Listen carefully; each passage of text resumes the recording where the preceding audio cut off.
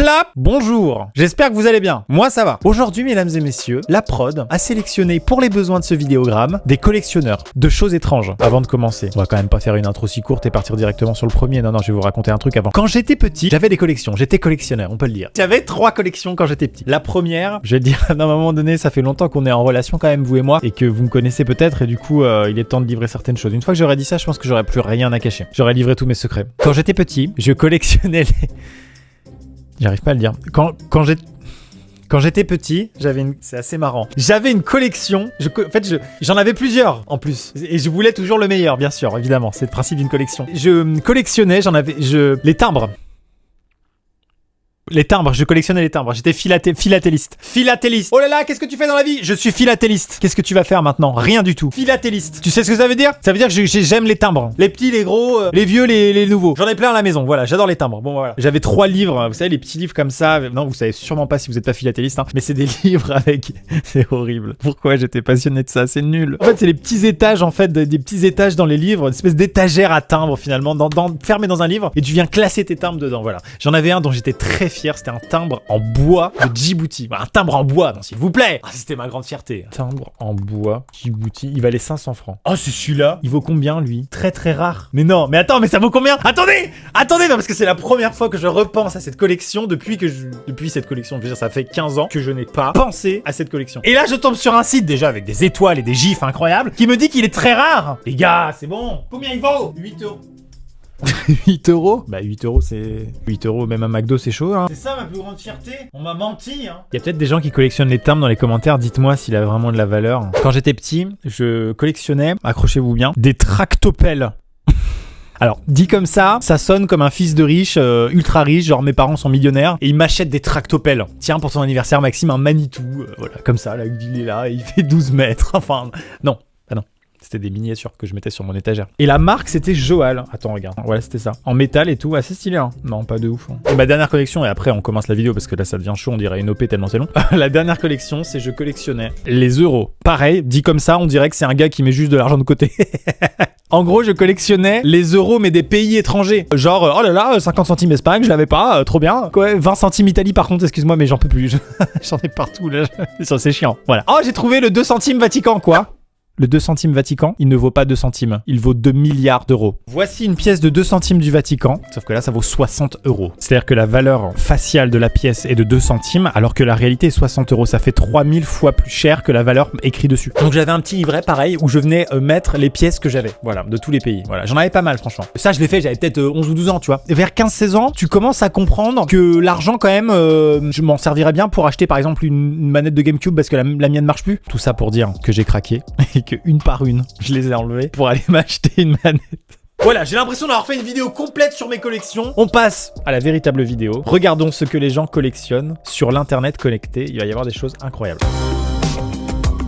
Ils collectionnent les cartons de brosse à dents. Dr. Val Kopikoff of Marietta might just hold the crown for one of the craziest collections in dentistry. When I started my dental career, c'est un dentiste qui collectionne les cartons de brosse à dents. Ah non, d'accord, les cartons de dentifrice. Ok, le mec collectionne tout. Il en a des milliers, des cartons de dentifrice. Quel ennui. Faut quand même savoir que ça doit prendre un temps dingue d'essayer de retrouver des vieux trucs de dentifrice. C'est nul. Franchement, de base, je pense que je suis quelqu'un d'assez curieux, qui s'intéresse à des choses qui, au premier abord, sont pas... voilà quoi. Des fois je parle avec des gars qui ont un métier atypique ou même un métier banal et je vais poser des questions sur un métier banal, tu vois, parce que ça m'intéresse. Et ben ce gars, il a 5000 boîtes de cartons à dentifrice chez lui. S'il m'en parle, je lui dirais vraiment, sincèrement, je m'en bats les couilles. C'est dingue comment vous ne m'intéressez pas, monsieur. Arrêtez de me parler du Colgate de 89, je m'en tape. Stop. C'est vrai que le signal de 92, il brille quand même. Fais voir. Qu'est-ce qu'il collectionne? Les vinyles, d'accord. Oh waouh. Mais quoi? Il y en a tellement. Regardez, il a des millions de vinyles. Pedro, tu l'as le Balavoine, je ne suis pas un héros, tout ça? Ouais, je l'ai. Ah bah c'est sûr, je l'ai. On peut l'écouter? Allez, 23, j'y vais tout de suite. Il doit être quelque part par là, normalement, juste ici. Sinon, t'embête pas, Pedro, j'ai Spotify avec une enceinte Bluetooth, hein. Il doit être quelque part par là, je suis sûr de l'avoir rangé par ici. Pedro, je te jure, là c'est bon, je l'ai trouvé. Alors, je l'ai trouvé. Ça y est, il est là, regardez, on l'a. Ça y est, c'est bon. Pedro, Balavoine, bébé. C'est pas la peine. La qualité est super en plus. collection d'avions de chasse, pardon. Ah, il y en a, ils ont les moyens. D'abord, il faut d'abord être fou. C'est pas des timbres ni des cartes postales que l'on collectionne. Ouais, c'est ce que j'allais dire. Ouais. C'est difficile de les classer dans un cahier, quoi. Aujourd'hui, j'en suis à 100 appareils à réaction. C'est un avion qui m'a été offert par le ministre des Armées. Ah oui, d'accord. Ah oui, d'accord. Non, parce que moi, les timbres, c'était vraiment ma voisine qui me les apportait, en fait. C'était pas le ministre des Armées, mais c'est ok. Pour commencer ce genre de collection, déjà, il faut avoir un champ, chose que tout le monde n'a pas. Et ensuite, il faut connaître le ministre des Armées qui t'offre un avion de chasse en cadeau, parce que t'es sympa. Le 100e avion, le dernier. Bon, alors cet avion est, à mon avis, un des plus bels avions du monde avec le Rafale. C'est un avion américain de type F-16. Je vais même rajouter que même le musée de l'air national du Bourget ne l'a encore pas. Oh, le concours de bits. Les collectionneurs sont des gens qui sont profondément motivés par un système de concours de tub, de qui a la plus grosse. Voilà. Par exemple, moi, dans le milieu de la philatélie, je suis le gars qui a un timbre en bois, voilà. À 23 balles, bon, ça va. Mais... Et tu précises toujours que oui, mais Jérémy, à l'autre bout de la rue, le tractopelle Manitou, il ne l'a pas. Même à Noël, il ne l'a pas eu d'ailleurs. Hein. C'est en C'est un petit peu ce qu'il voulait dire là, je pense. Hein. Non, mais il est passionné en vrai, et l'aviation, ça me passionne. Je trouve la collection géniale, bien sûr. C'est stylé de ouf. Ah d'accord. Michel consacre aussi son temps à ses autres passions. C'est-à-dire que le gars a un hangar à côté et il a 7000 motos. What the fuck, mais c'est un musée chez lui. Les voitures de course. Ah d'accord, oui. Oui, Michel, il a réussi dans la vie, quoi.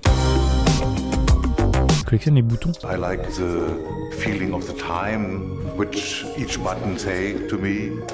C'est marrant, mais en fait, ça a l'air pas ouf, le mec qui collectionne les boutons, ça a l'air pas dingue. Mais quand tu vois tout son atelier, il vient de passer d'un mec ennuyeux, là, sur le premier plan. Il vient de passer d'un gars ennuyeux à fucking Ollivander. Vraiment. D'ailleurs, c'est le bouton qui choisit le sorcier. Je sais pas si vous saviez. She can move and she can dance. What the fuck. Attendez, je suis en train d'être passionné par les boutons ou quoi, là? Yeah, each button speaks to me. Ah d'accord. Quand on est rendu à un stade dans ta vie où les boutons te parlent, c'est qu'il faut très vite arrêter. Hein. Faut se rabattre sur une autre passion très très vite. Hein. To me, hey, hello, here I am. How are you? You can't imagine one material is not made for buttons. It's metal, it's glass. It's wood, it's horn, it's bone. Monsieur, vous êtes fou. Après, il y en a des incroyables, hein, vraiment. Vraiment, il y en a des exceptionnels, ça se voit. Oh là là, regardez cette tête. C'est un homme adorable, ça se voit. C'est la gentillesse incarnée. Regardez ce regard-là. Oh, vous trouvez pas, c'est une belle personne. Des fois, on voit dans la vie des belles personnes. Regardez, comment cet homme peut être vilain. Ah, il a l'air trop gentil, tu vois. Par contre, lui, j'ai envie de le rencontrer, tu vois. Qui a envie que son papy soit ce gars? Papy Bouton, quoi. Papy Bouton, ça sonne de ouf, non? C'est qui ton papy? Ollivander. Voilà, c'est tout. Sauf que c'est pas des baguettes, c'est des boutons. Et alors, tu vas faire quoi? Petite parenthèse, je vous propose de collectionner les pouces bleus, le bouton abonnement, la petite cloche avec toutes les notifications, comme ça vous avez vraiment la meilleure collection possible. C'est éclaté comme façon de le demander là. Pourtant je suis vraiment pas habile pour demander ce genre de choses dans mes vidéos, mais alors là vraiment c'était limite un peu lourd. J'en suis désolé. Collection de burgers, d'accord, je veux bien, mais il va y avoir un système de péremption à un moment qui va rentrer en jeu, non? Collectionner des choses alimentaires, c'est quand même une mauvaise idée, parce que les avions, ça périme très peu, mais les burgers... Oh, il est beauf. I am Hamburger Harry. I have the largest collection of hamburger-related items. Bah c'est marrant, mais lui, j'ai pas envie qu'il soit mon papy, quoi. Il collectionne tout ce qui a un rapport avec les hamburgers. C'est tellement américain et tellement beau.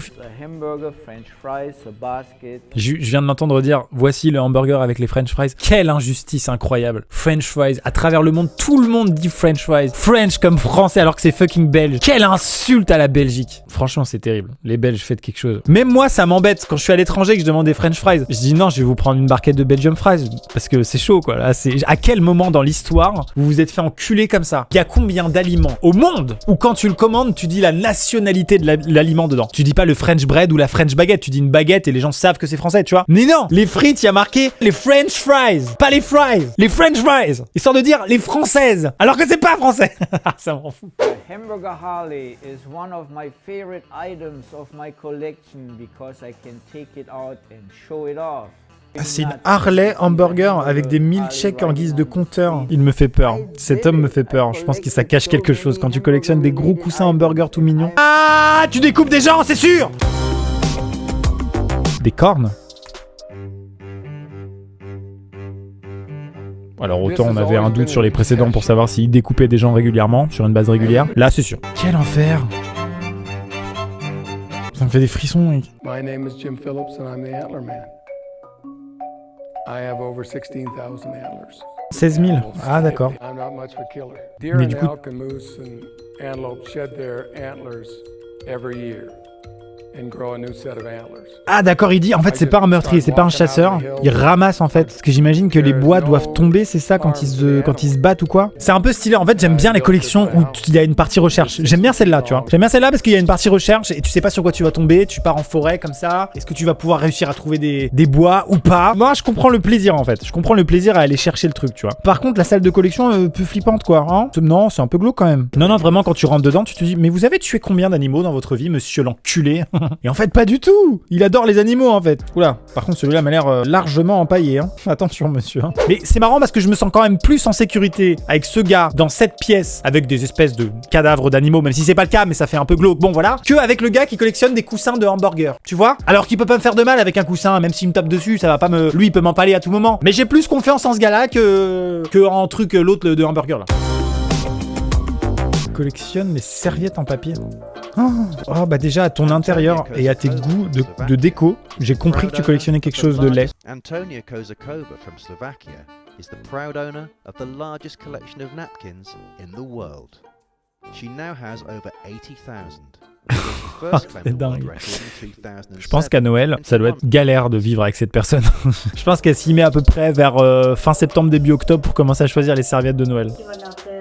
rakva a képek, amiket idáig elértem, és van egy olyan könyv, aki megtisztel avval, hogy eljön megnézni a személytájban, beleér, és erre nagyon büszke vagyok, mert így pár év múlva legalább fogom tudni, ki mindenki volt megnézni a szobában. Qui veut avoir cette personne comme grand-mère? Pas moi. Mamie serviette. Non, je ne veux pas. Je refuse de passer mes dimanches d'enfance à regarder des serviettes en papier. La prochaine collection, je l'ai pas encore comprise. Il s'agit d'un collectionneur d'objets de couleur verte, ce qui regroupe quand même un maximum de choses, on va pas se mentir. Alors déjà, toutes les plantes, tout ce qui est végétal, on est bon.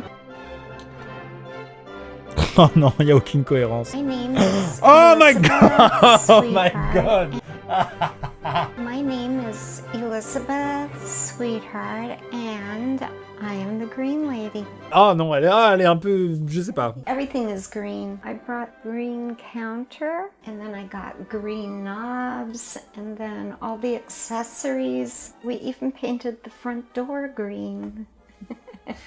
On dirait une meuf de Charlie et la chocolaterie, tu vois. Elle a un stand un peu chelou. Charlie, il arrive avec les enfants, il fait tiens, c'est la dame verte. Démerde-toi. Oh, tu me fais des frissons aussi là. Tu vois, je préfère retourner avec le gars avec des bois de serre dans sa cave plutôt que d'aller dans ta salle de bain. Les Playmobil. Alors attendez, j'ai une anecdote sur les Playmobil, je la raconte maintenant ou pas? Oui. Dans un des centres commerciaux d'Angers, quand j'étais petit, ils avaient fait une expo Playmobil. Tous les gens de à peu près mon âge se rappellent de cette expo. Une expo Playmobil complètement folle où ils avaient mis dans la galerie marchande des énormes bulles avec des univers Playmobil reconstitués à l'intérieur. La police, la plage, l'hôpital, les pompiers, bref tout. J'avais clairement pété un plomb. Je me souviens plus de ça dans mon enfance que quand mes parents m'ont emmené à Disney, ce qui est quand même sympa déjà. Sauf que c'était une expo éphémère et qu'un jour on y est retourné avec ma mère et il n'y était plus. Bon, regardons ensemble ça. J'ai très envie de voir. Moi, tout ce qui est Lego et Playmobil, attention, comment ça peut me faire péter un plomb. On a à peu près 200. Ah d'accord, il a une caisse à bison Playmobil, y a pas de problème. Plus de 2000 flamants roses ici. Bref, non, ça sert à rien quoi. Qu'est-ce que tu veux faire de 2000 flamants roses Playmobil? À quel moment, quelqu'un dans ta vie entière, il y a une personne qui te dit dis donc, t'aurais pas 2000 flamants roses Playmobil des fois? J'en ai absolument besoin pour un projet. Ah, je l'avais lu, l'éléphant. L'éléphant, je l'ai eu le jour de la naissance de ma soeur, je me rappelle très bien. Je me rappelle pas vraiment de ma sœur. Quand t'es grand frère ou grande sœur et que le deuxième naît, forcément les parents ont un peu peur que tu sois un peu jaloux ou quoi parce qu'il y a un nouvel arrivant dans la famille, tu vois ce que je veux dire? Et du coup souvent t'as des cadeaux en tant que t'es enfant, t'as 2 ans, 3 ans, je sais pas, tu vois. Ah, du coup je me rappelle qu'on m'a offert un cadeau le jour de la naissance de ma sœur, mais je me rappelle pas de ma sœur. Enfin, je m'en rappelle maintenant, mais après coup, enfin. Ah non mais j'adore ma sœur, y a pas de problème. Mais je me rappelle plus de l'éléphant le jour de... Elle le sait, y a pas de problème, elle est au courant. Je me suis spécialisé dans des reconstitutions historiques ou des mises en place d'expositions géantes. Ah ouais, ça c'est donc stylé. j'ai besoin je veux voir d'un ça stock moi. gigantesque parce que quand on représente la savane et que j'utilise une dizaine de gazelles, What? Mais c'est magnifique! Être dans un safari Kenya, alors que quand je mets 400 gazelles, c'est tellement significatif que là on se sent en immersion complète. Ah waouh! C'est bon, je suis passionné. Pour, le 600e anniversaire de la bataille d'Azincourt. Waouh! Donc il y a le roi ici, Henri V, roi Bah oui, d'Angleterre. je reconnais, oui. Ici les hommes d'armes. Ça, tu me donnes ça à 8 ans, je pense que je fonds. Alors on a des plans, on travaille sur des photos, on travaille sur des documents historiques et on reproduit un bâtiment qui chez Playmobil n'est pas commercialisé, n'existe pas, mais néanmoins qui est réalisable de par notre stock aujourd'hui. Ah, il reconstitue des bâtiments qui n'existent pas chez Bleu. Mais what? Ça, t'arrive chez le gars, tu dis, excusez-moi, je peux jouer. Est-ce que je peux jouer avec votre village entier là? Mesdames et messieurs, c'est la fin de cette vidéo. Dites-moi dans les commentaires ce que vous avez collectionné ou ce que vous continuez de collectionner. Et je veux pas avoir de commentaires de moi je collectionne les likes sur mon commentaire. Non, ça non. Je vous propose de vous collectionner à ma chaîne et de collectionner, si vous le voulez, des vêtements Space Fox disponibles dans la description. Voilà, collectionnez-les tous. On se dit à bientôt pour une prochaine vidéo. C'était Amixem. Busca vida.